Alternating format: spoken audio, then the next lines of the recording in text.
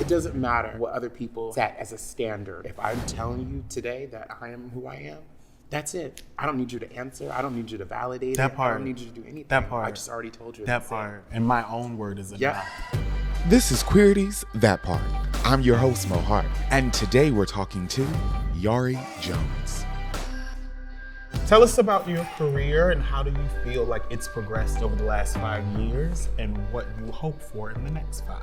Absolutely. I was behind the camera first. Back in the day, my grandfather was actually a model. A lot of people don't know that, but my grandfather was a huge model back in the 70s and 80s. And by the time I was born, he was a photographer. So I kind of grew up doing photography first. So I was always in the studio, I was always in fashion and stuff like that. And I was comfortable being behind the camera. And people just started, hey, you wanna try some things? I'm like, you sure?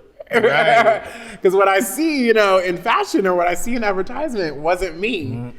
And I think what's even been more of a joy to see is that I'm not the only one now. I know when I first started, I was kind of pioneering in so many different, areas and brands.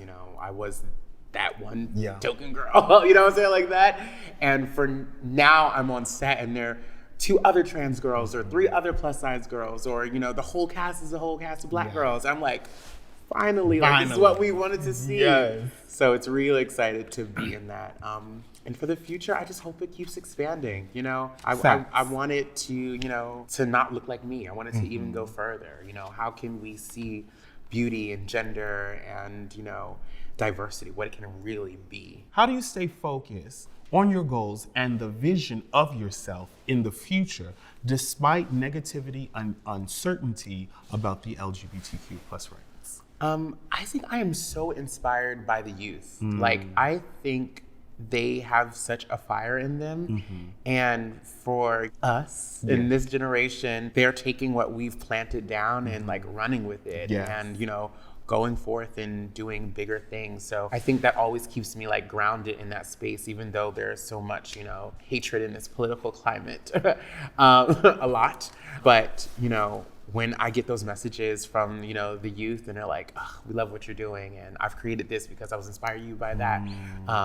It really keeps you, keeps the train moving. So that's where I stay in. Tell me, what was the moment in your career or a moment in your career where you said, this is iconic?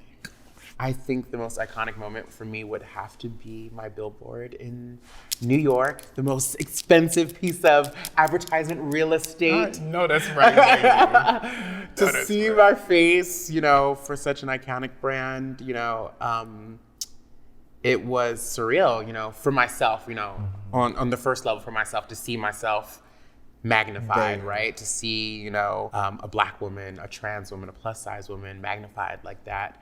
And put on a platform in such a beautiful way was, breathtaking. But to know what it was going to do for other people that, have never seen themselves in media and fashion and advertisement, that excited me more. So, it was two in one, Yara, this has been so amazing just hanging out with you. Same and just here. I love your energy. I love your spirit. This has been so amazing. Thank you. So much. Such a pleasure.